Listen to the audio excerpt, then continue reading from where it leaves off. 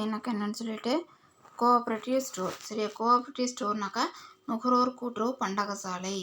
இந்த consumer cooperative store is a retail organization owned, managed and controlled by the consumer themselves to obtain product of daily use at reasonable low price. சரியா, இதில் என்ன சொல்கிறாங்கன்னு பார்த்தீங்கன்னாக்கா நுகர்வோர் கூட்டுறவு பண்டகசாலை ஒரு சில்லறை விற்பனை நிலையமாகும். இது என்னப்பா, ரீட்டைல் ஆர்கனைசேஷன். சரியா, கன்சியூமர் கோஆப்ரேட்டிவ் ஸ்டோருங்கிறது என்னென்னு பார்த்தீங்கன்னாக்கா ரீட்டைல் ஆர்கனைசேஷன் அப்படிங்கிறாங்க. சரியா, பண்டகசாலை ஒரு சில்லறை விற்பனை நிலையமாகும். நுகர்வோர்கள் அனைவரும் சேர்ந்து இவற்றை தாங்களாகவே தொடங்கி தாமாகவே நடத்தி தங்களின் உறுப்பினர்களுக்கே பொருட்களை சேவைகளையும் குறைந்த விலையில் விற்பனை செய்து பயனடைகின்றனர். கன்சியூமர் என்ன பண்ணுறாங்க, தானாக ஓனாக என்ன பண்ணுறாங்க, தன்னோட கன்சியூமருக்கு என்ன பண்ணுறாங்கன்னு சொல்லி பார்த்தீங்கன்னாக்கா அவங்க ஆரம்பித்து உற்பத்தி பொருளை என்ன பண்ணுறாங்க, உற்பத்தி பொருளை அவங்களுக்கு சேல் பண்ணி இதை நடத்திட்டு வராங்க. சரியா, அதேமாரி நெக்ஸ்ட்டு பார்த்தீங்கன்னாக்கா it is objective is to eliminate profit to middleman by establishing a direct contact with the manufacturer. people belonging to middle and low income group, at least 25% have to come together to form a voluntary association and get it registered under the Cooperative Society Act. சரியா, இதில் என்ன சொல்கிறாங்கன்னு சொல்லி பார்த்தீங்கன்னாக்கா கூட்டுறவு நுகர்வோர்கள் அனைவரும் சேர்ந்து இவற்றை தாங்களாகவே தொடங்கி தாமாகவே நடத்தி தங்களின் உறுப்பினர்களுக்கே பொருட்களையும் சேவையையும் குறைந்த விலையில் விற்பனை செய்து பயனடைகின்றனர். சரியாப்பா, அதேமாதிரி கஸ்டமர் என்ன பண்ணுறாங்கன்னு சொல்லி பார்த்தாங்கனாக்கா அவங்களே இதை தொடங்கி வாலண்டரியாக அவங்களே ஆரம்பித்து தன்னோட மெம்பருக்காக என்ன பண்ணுறாங்க, பொருட்களையும் அது ப்ராடக்ட்டு சர்வீஸ் என்ன பண்ணுறாங்க, அவங்க பண்ணுறாங்க, சர்வீஸ் பண்ணுறாங்க. நெக்ஸ்ட்டு குறைந்த விலையில் விற்பனை செய்து பயனடைகின்றனர். இது குறைந்த மற்றும் நடுத்தர வருவாய் பிரிவினர் ஒன்று சேர்ந்து குறைந்தபட்சம் 25 நபர்களை கொண்டு கூட்டுறவு சங்கத்தின் கீழ் பதிவு செய்யப்படுகிறது. சரியாப்பா, இதேமாதிரி கூட்டுறவு சங்கத்தில் என்ன பண்ணுறாங்கன்னு சொல்லி பார்த்தீங்கன்னாக்கா குறைந்தபட்சம் எத்தனை பேர் இருக்கணும்னு சொல்லி பார்த்தீங்கன்னா அட்லீஸ்ட் 25% இதில் என்னவாக இருக்கணும், மெம்பராக இருக்கணும். மெம்பராக இருந்து என்ன பண்ணுறாங்க, அவங்க இதை ஆரம்பித்து ரிஜிஸ்டர் பண்ணி என்ன பண்ணுறாங்க, கோஆப்ரேட்டிவ் சொசைட்டி ஆக்ட் பிரகாரம் இதை என்ன பண்ணுறாங்கன்னா ரன் பண்ணுறாங்க அப்படிங்கிறாங்க. நெக்ஸ்ட்டு பார்த்தீங்கன்னாக்கா என்னென்னு சொல்லிட்டு the capital of a cooperative store is raised by issuing share to member. The management of the store is democratic and entrusted to an elected managing committee where one man one vote is the rule. The cooperative store are very famous in Tamil Nadu. For example, Kamadhenu and Sindhamani cooperative supermarket in Chennai, Karpagam in Vellore etcetera அப்படிங்கிறாங்க. சரியாப்பா, அதேமாதிரி என்ன சொல்கிறாங்கன்னு பார்த்தீங்கன்னாக்கா கூட்டுறவு பண்டகசாலையின் தொடக்கம் முதல் உறுப்பினர்களிலிருந்து பெறப்படும் பங்குகளின் மூலம் கிடைக்கிறது. சரியாப்பா, அதேமாதிரி கோஆப்ரேட்டிவோட கேபிட்டல் எப்படி கிடைக்குதுன்னு பார்த்தீங்கன்னாக்கா மெம்பர்கிட்ட இருந்து நம்ம ஷேர் பண்ணுறது மூலமாக பங்குகள் மூலமாக நம்மளுக்கு என்ன கிடைக்கிது, 25 பேர் இருக்கிறாங்க, ஒவ்வொருத்தவங்களும் எவ்வளோ அமௌண்ட் போடுறாங்களோ அதை பொறுத்து என்ன ஆகுதுன்னு சொல்லி பார்த்தீங்கன்னாக்கா நம்மளோட முதல் கிடைக்கிது. சரியா, கோஆப்ரேட்டிவோட கேபிட்டல் கிடைக்கிதுங்கிறாங்க.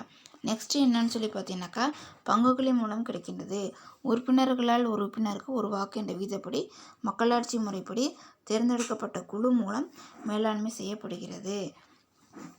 சரியாப்பா, என்ன பண்ணுதுன்னு சொல்லி பார்த்தீங்கன்னாக்கா இது எது மூலம் கிடைக்கிது, ஒரு உறுப்பினர்களால் ஒரு உறுப்பினருக்கு ஒரு வாக்கு என்ற விதிப்படி மக்களாட்சி முறையில் என்ன பண்ணுறாங்க, இதை தேர்ந்தெடுக்கப்பட்ட குழு மூலம் மேலாண்மை செய்யப்படுகிறதுங்கிறாங்க. நெக்ஸ்ட்டு பார்த்தீங்கன்னாக்கா தமிழ்நாட்டில் இவ்வகை கூட்டுறவு பண்டகசாலை மிகவும் புகழ்பெற்று விளங்குகிறது. தமிழ்நாட்டில் இது மாதிரி கோஆப்ரேட்டிவ் சொசைட்டி என்னன்னு சொல்லி பார்த்தீங்கன்னா ரொம்ப வெரி ஃபேமஸ் அப்படிங்கிற ரொம்ப ஃபேமஸாக இருக்குது. அது என்னென்னு பார்த்தீங்கன்னாக்கா எக்ஸாம்பிள் சென்னை காமதேனு மற்றும் சிந்தாமணி கூட்டுறவு சிறப்பங்காடிகள், வேலூர் கற்பகம் கூட்டுறவு சிறப்பங்காடிகள் முதலியன. சரி, இதெல்லாம் என்னது, இதுக்கு உண்டான எக்ஸாம்பிள். நெக்ஸ்ட்டு பார்த்தீங்கன்னா hire purchase and instalment trader. சரியா, வாடகை கொள்முதல் முறை மற்றும் தவணை முறை அப்படிங்கிறாங்க. சரி, அதேமாதிரி hire purchase trading is a system by which the seller agrees to sell the article to the buyer and condition that the payment of the articles will be made in a fixed number of another installment till the sales price is paid through that the buyer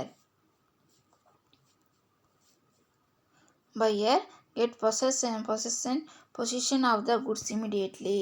சரியா, and signing the contract the owner does not pass until the payment of last installmentங்கிறாங்க.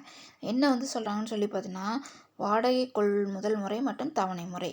வாடகை கொள்முதல் முறை என்பது பொருள் வாங்குவோர் அதன் விலையை பல மாதங்கள் அல்லது ஆண்டுகள் நீடிக்கும் தவணைகளில் செலுத்தும் ஒப்புக்கொள்ளும் முறை ஆகும். சரியாப்பா, என்னென்னு பார்த்தீங்கன்னாக்கா அதில் ஹையர் பர்ச்சேஸ் சிஸ்டம் அப்படின்னு சொல்லி பார்த்தீங்கன்னாக்கா, இதில் வந்து பையர் வந்து என்ன பண்ணிக்குவாங்க, வாங்கக்கூடிய தொகைக்கு உண்டான அமௌண்ட்டை லாங் டைம்னாக்கா பல மாதங்களாக என்ன பண்ணிக்குவாங்க, அவங்க வந்து என்ன பண்ணுவாங்க, அதை வந்து செலுத்தக்கூடிய நீண்ட கால தவணைகளாக வந்து இருக்கக்கூடியது. அது என்னங்க ஹையர் பர்ச்சேஸ் அப்படிங்கிறாங்க.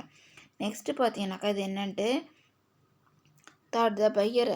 இதில் வந்துட்டு அடுத்தது பார்த்தீங்கன்னாக்கா என்ன சொல்கிறது, இது ஒரு வகை கடன் விற்பனை முறை. இது வந்து ஒரு மெத்தடான என்னதுப்பா, கிரெடிட்டு சிஸ்டம். இது வந்து கிரெடிட் சிஸ்டம் அப்படிங்கிறாங்க. ஒப்பந்தத்தில் கையெழுத்திட்டுவதன் பொருளை வந்து என்ன பண்ணிக்கலாம், நாம் வந்து எடுத்துக்கலாம். பயன்படுத்துகின்ற பொழுது அதன் உரிமை அவர் இறுதி தவணை செலுத்தும் வரை விருப்பமே இருக்கும். சரியாப்பா, என்ன சொல்கிறாங்கன்னு சொல்லி பார்த்தீங்கன்னா, லாஸ்ட் இன்ஸ்டால்மெண்ட் வந்து அவர் பே பண்ண பொருளை வந்து நம்ம எடுத்து வந்து யூஸ் வந்து பண்ணலாம். ஆனாக்கா அதோட ரைட்ஸ் வந்து அந்த லாஸ்ட்டு இன்ஸ்டால்மெண்ட் இதில் தவணை தொகை வந்து செலுத்துகிற வரைக்கும் அதோட உரிமை வந்து யார் கையில் தான் வந்து இருக்கும், அந்த ஓனரோட கையில் தான் வந்து இருக்கும். சரியா, நெக்ஸ்ட்டு பார்த்தீங்கன்னாக்கா என்னன்னு சொல்லிட்டு the buyer prefer to pay a lump sum or a part of the price initially down payment and the balance in installment as per the contract.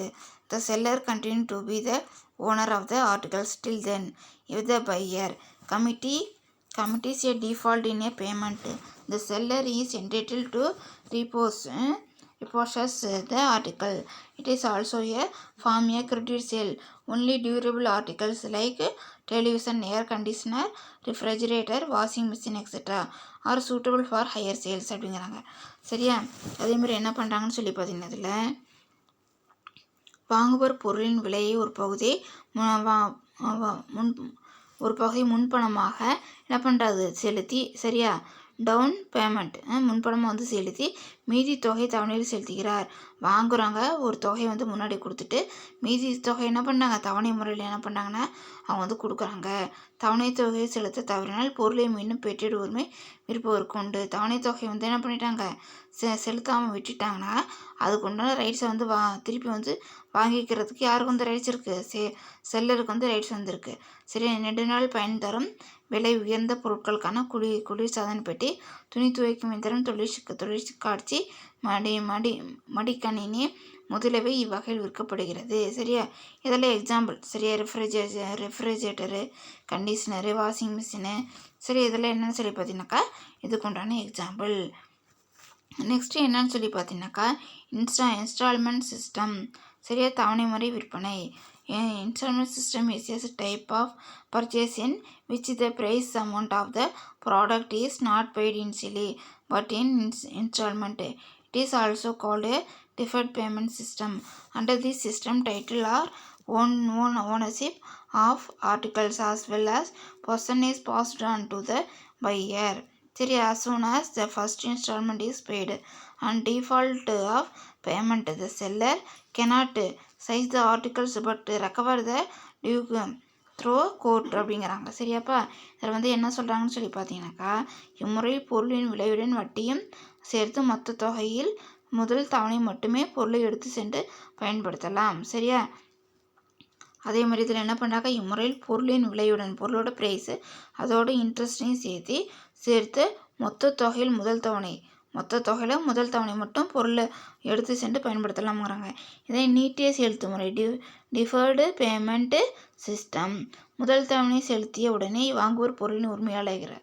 அதுதான் சரியா, புரிஞ்சுதா? ஹையர் பர்ச்சேஸில் லாஸ்ட் இன்ஸ்டால்மெண்ட் செலுத்தினா தான் ரைட்ஸ் வந்து மாறும். இதில் என்னது, ஃபஸ்ட்டு பேமெண்ட் நீங்கள் கொடுத்துட்டீங்கன்னாவே என்ன பண்ணிடுவீங்க, அதுக்குண்டான ஓனர்ஷிப் வந்து உங்களுக்கு வந்து வந்துடும். சரியாப்பா? அதே நெக்ஸ்ட்டு பார்த்தீங்கன்னாக்கா, வாங்குவோர் தவணை தொகை செலுத்த தவறினால் விற்பவர் தொகை பெறுவதற்கு சட்ட நடவடிக்கை எடுக்கலாம். சரியா? புரிஞ்சுதா? அப்பொருளின் உரிமையாளர் வாங்குவோர் வந்து தவணை தொகை வந்து செலுத்த தவறிட்டானா விற்பவங்க என்ன பண்ணியிருக்கலாம், அவர் மேலே சட்ட நடவடிக்கை வந்து எடுக்கலாம். எடுத்துக்காட்டாக இருசக்கர மோட்டார் வாகன தவணை முறை விற்பனை. அதான் சரியா? நம்ம 2 வீலர் வாங்குகிறோம், அதுக்குண்டான என்ன இன்ஸ்டால்மெண்ட் வந்து கொடுக்கலனாக்கா அவங்க வந்து நம்மளுக்கு வந்து என்ன பண்ணுவாங்க, டைம் வந்து கொடுத்து பார்ப்பாங்க. அதுக்கு டைம் உண்டான இதில் நம்ம வந்து கட்டலைன்னு என்ன பண்ணிடுவாங்க, நம்மள மேலே கேஸ் கொடுத்து அந்த ரைட்ஸ் வந்து என்ன பண்ணிக்குவாங்க, அவங்க வந்து மாற்றிக்குவாங்க. உரிமை மாற்றம், முன் பணம் செலுத்துதல் ஆகிய இவ்விரு முறைகளுக்கும் உள்ள வேறுபாடுகள் ஆகும் அப்படிங்கிறாங்க.